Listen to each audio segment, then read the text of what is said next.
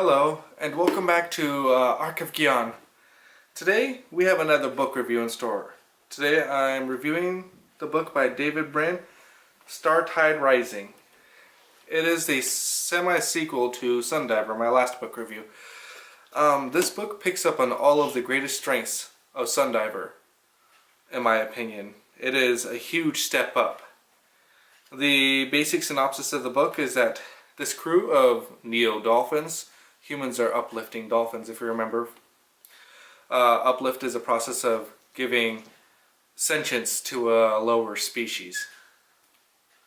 Well, these neo-dolphins and humans and one chimpanzee are all in a dolphin operated spaceship, and they end up finding a derelict fleet of humongous starships about the size of moons, they say. And it gets the ire of some of these fanatical other elder races. And they start chasing them, and they end up crash landing on a planet called Keithrop. Now, mystery abounds about the planet Keithrop as well. And it's interesting because the environment of Keithrop is, there's lots of heavy metals. So, you know, the Earth-based life forms can't stay too long on that planet without getting metal, like heavy metal poisoning. But also, it's a huge mystery as to where did all this heavy metals come from in that environment. And there's more to it than that, and you should read the book. This one, I definitely recommend. Sundiver, I recommend for those who like sci-fi, and it's a quick read. This one's a little bit longer, but a lot better. I definitely recommend reading Startide Rising. I heard some people say that there's one reviewer, she was saying there's a lot of dude bro adventures in these books. Well, I'm a dude bro, and that's just how I take it. You know, you just gotta roll with it. It's adventuresome, but it's also deep. And I noticed a technique that David Brin does.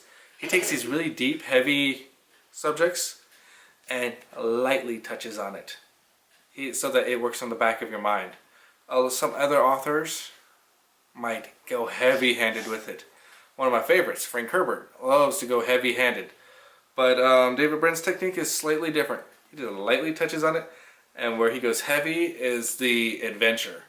That makes his books a lot more cinematic, if you will. I could picture them way more easily as films, because that's how films are, you know, heavy-handed on the adventure and the adventure and the plot, and less heavy on the internal struggles of characters. Not that they're absent, it's just less heavy on it, less heavy on the politics that could carry over to our world. Less heavy on all that. It's mentioned in order to get your mind working on it, but it doesn't give you solutions. And I kind of appreciate that. I think it's smart. I think it would bug some people who want to just dive right in, but I think I got the picture of what David Brin's attempting to do. One thing I found very interesting was the whale dream. The whale dream is a state of consciousness in which the cetaceans, whales, dolphins, those sorts of animals, the sea mammals, exist in. This whale dream is described in this book almost as a spiritual other plane. And you do get that in sci-fi, but I like how it's presented here. It's something that humans can't have access to because of the way our evolution was. It was not advantageous to our evolution. But when one of the dolphin characters happens to get have some challenges to where he has to rely more heavily on this other state of consciousness called the whale dream, which is what all these dolphins are constantly trying to pull themselves out of in order to have more mechanical type, mathematical formed, brains. He has to dive right back into the whale dream in order to learn how to communicate with the rest of the world. So it gives us a clue as to how this whale dream, which is by and large David Brin's own invention. I don't know how much study he actually did into, cetacean mentality and how much research and knowledge was actually acquired by like 1981, I think this book was published in. I don't know how much. There's got to be a lot of liberality taken here. But it's interesting. Because stripped of all the imagination and fancy of it, some people tend to do exist outside the norm, and they don't see the world the same as you. And that does not make them lower or less advanced.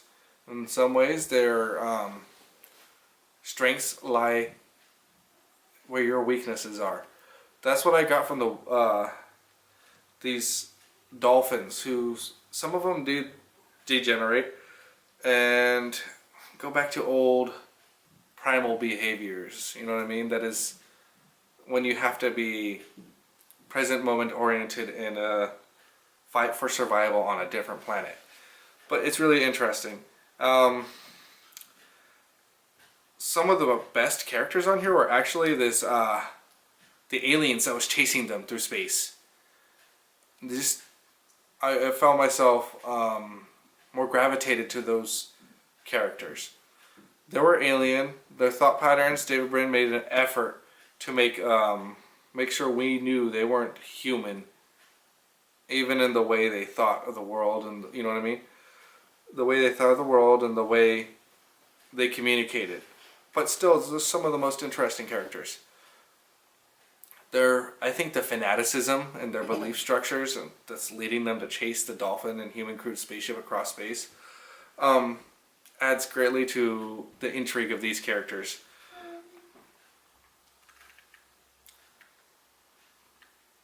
I don't know, I really like this book. I like the characters in it. Some of the dolphins, unfortunately, I think this would happen in real life too, because we're biologically trained to recognize humans from one another. But some of the dolphin characters tended to blend in with one another. I knew the dolphins because their names didn't sound generic, like Jillian and Tom. They had like Japanese kind of sounding names like Takata and then hyphen Jim. That's the one complaint I had. Some of the dolphins were standouts. One especially.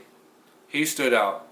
But I mean, he stood out too because he was different from the rest of the dolphins in a way that I will not go into detail here, because you should see the scene where it's revealed what he is. David Brin successfully made me empathize for the struggles of these creatures in the wild, which is a pretty good feat for a story writer. You know what I mean? I'm a pretty grounded, realistic guy, despite the fact that I love fantasy.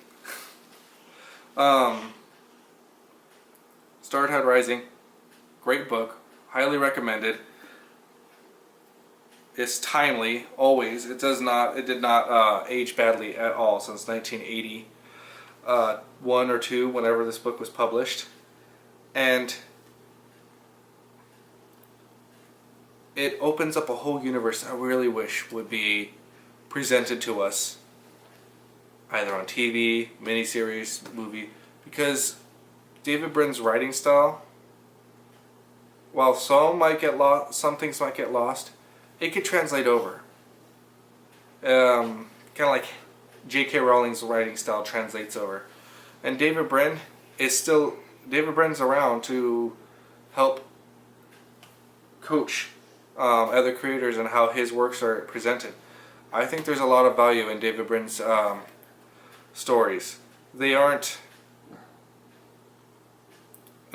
David Brin calls himself contrarian, which means that he doesn't necessarily purposefully attack seasonal issues, but the things that he does talk about are nonetheless important.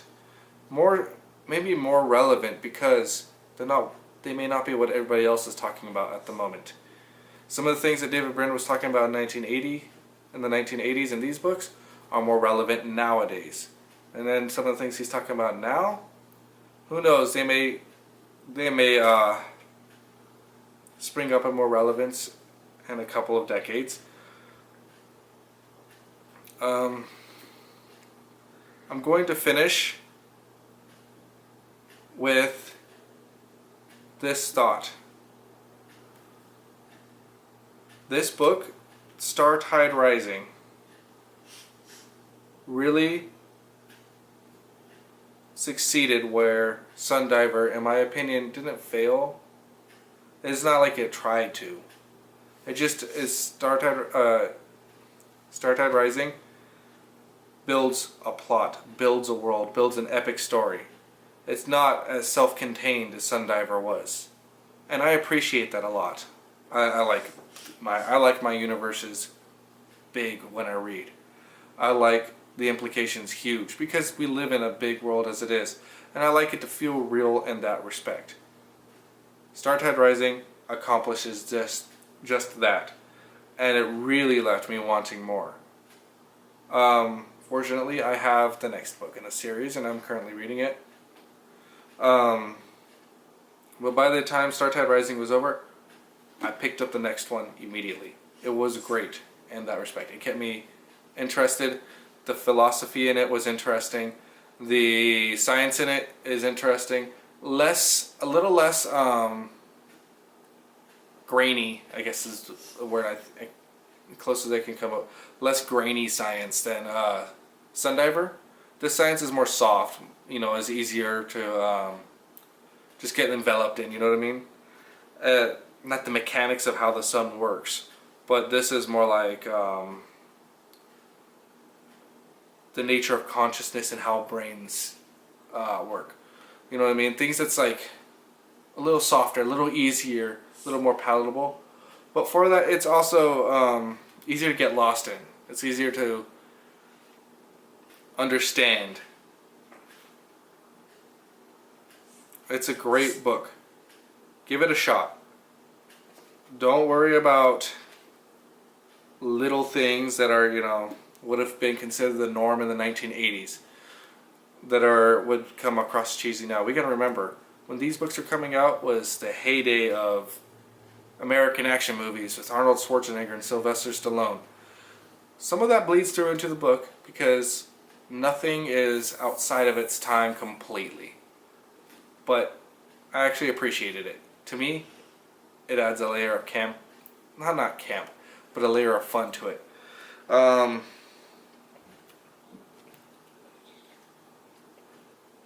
This book, like I said, it aged very well. Definitely preferred over Sundiver. Sundiver was fun, was good. This book approaches the epicness that I think attracted me to the series in the first place.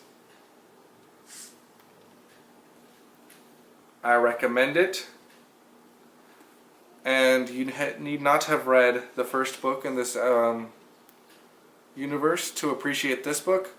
It helps. There's some mentions. We go back to our old friend Jacob Demois, only in reference.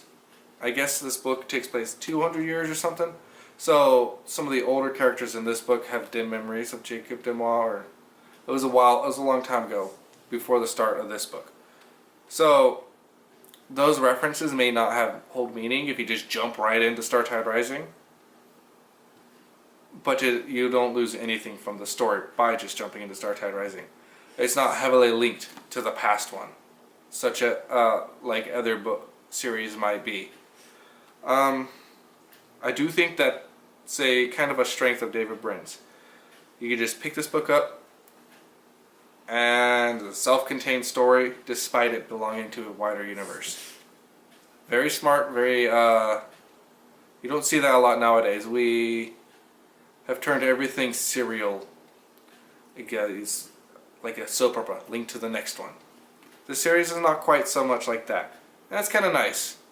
You just pick it up, you meet new characters, but the world continues to grow. Highly recommended Startide Rising by David Brin. here's hoping that none of the other books in this series let me down. Because so far went from pretty good to awesome. We'll see where the next book, Uplift War, brings us. Again, this is Arc of Gyan. This is my second book review. And if you read the book yourself, give me your thoughts in the comment section below. If you like my what I have to say about